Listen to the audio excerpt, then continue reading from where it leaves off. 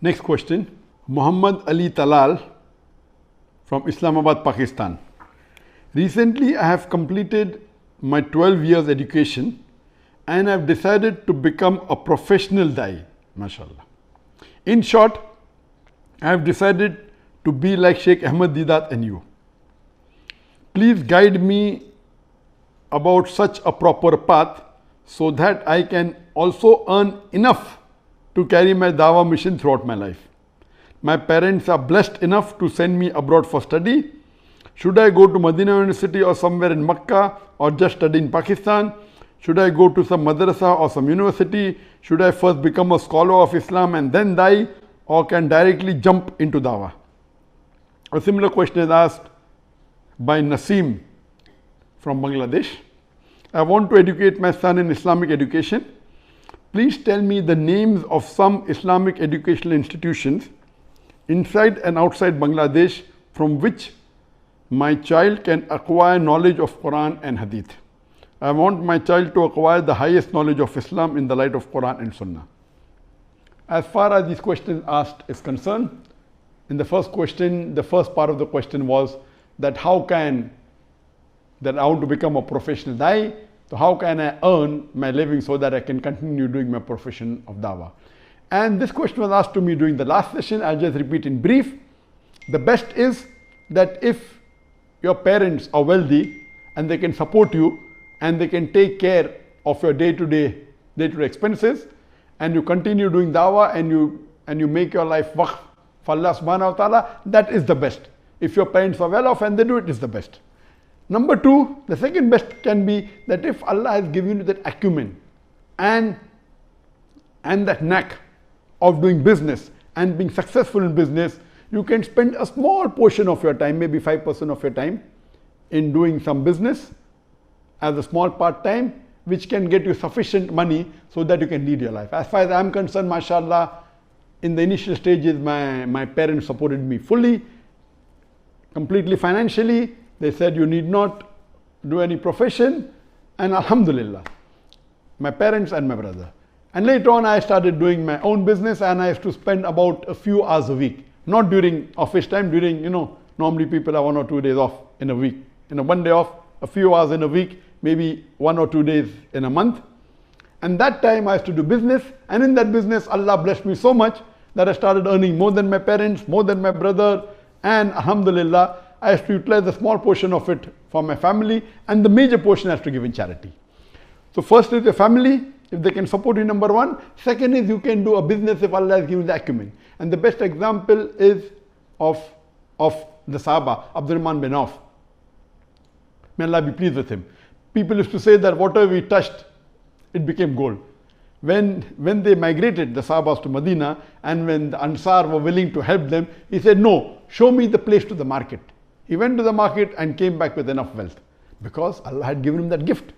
Number three, as I mentioned earlier, is that the rich Muslims can make a fund for supporting the Daees, the Duats, so that they need not worry about the living, and they support them so the rich people get the sawab of the Dawah which the Daees are doing without the sawab of the Daee reducing. Number four, you can join an organization. You can join an Islamic organization which is of your school of thought, which is according to Quran and Sunnah. You join them, and if they can pay you a salary, even it may be less than the others, you're doing both together. You're doing Dawah in the organization and even getting a salary. And the last resort, the fifth, is you can join a halal company. It may not be an Islamic Dawah organization. It may be a Muslim company, not related with Dawah. It can be a non-Muslim company. As long as it is halal, see to it that that company has 2 days off in a week. The timings are less, it is as per the government rules, so that you have about 50% of your time, more than that, for doing Dawah. These are the various options that will take care of your day-to-day living, inshallah.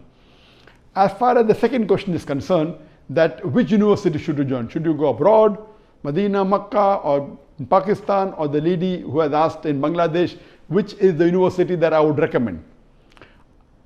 According to my knowledge, one of the best universities that I feel that can give the knowledge of Quran and Sahih Hadith, it is Jamiatul Imam. It is Imam bin Muhammad As-Saud University. Imam Muhammad bin Saud University, which is in Riyadh in Saudi Arabia. But unfortunately, this university is mainly for Saudis. Only a very small percentage, maybe 2, 3 or 4%. Initially it was 1%, now I think it's 4% of the foreigners are allowed. So very small portion allowed. So to get admission, like in India, I think the quota is 1 a year.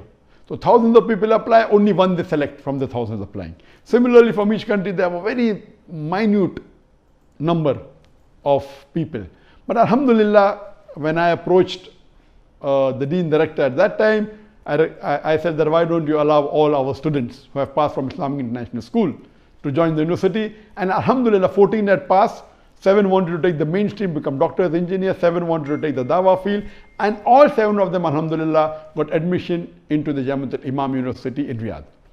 The other good university, it is the Islamic University of Medina, that's in Saudi Arabia. This university, one of its purpose was to give admission even to foreigners. So 50% of the students are Saudis, 50% are foreigners. So they have a quota maybe of 40 or 50 students from India each year, a bigger number from Pakistan. They have a quota from Bangladesh.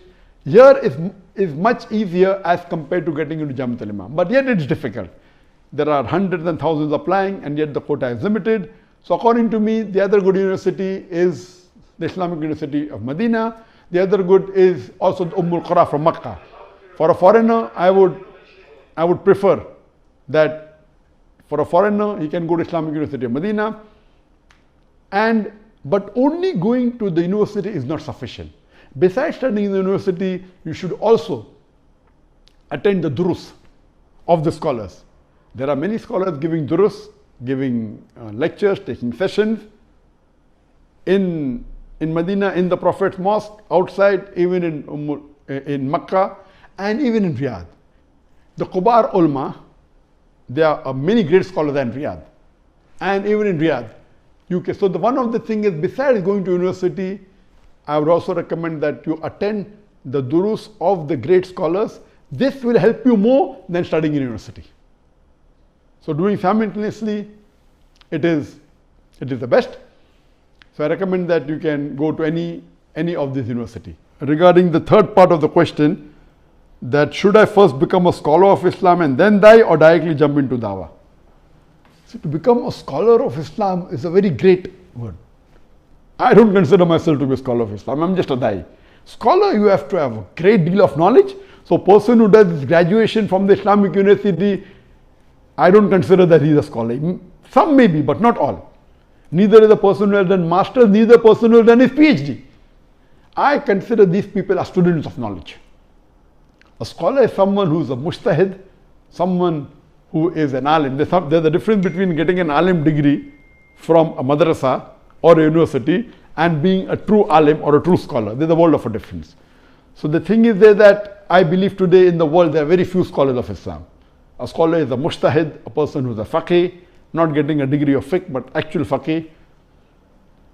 And a beloved Prophet ﷺ said that ballighu anni walau ayah, propagate even if you know one verse. So even if you know one verse about Islam, as long as you know it correctly, you have to propagate it.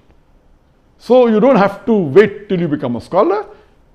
Whatever you know, you can start doing dawah immediately. But the role of a da'i, a good da'i, is that he listens to the scholar. He reads the books of the scholars, the teachings from the Quran, Sahih Hadith, the Sahabas, you have the Khulfa Rashidin, you have the Aimmas, then you have the Mujtahid, you have the Shaykh al-Islam, and you have the present day. They read, and what fatwas the scholars have given, the da'i makes it acceptable to the masses. A da'i need not be a scholar, he can be a scholar. But a da'i need not be a scholar, and most of the da'is in the world today aren't scholars. Even I don't consider myself to be a scholar, I'm just a student of knowledge.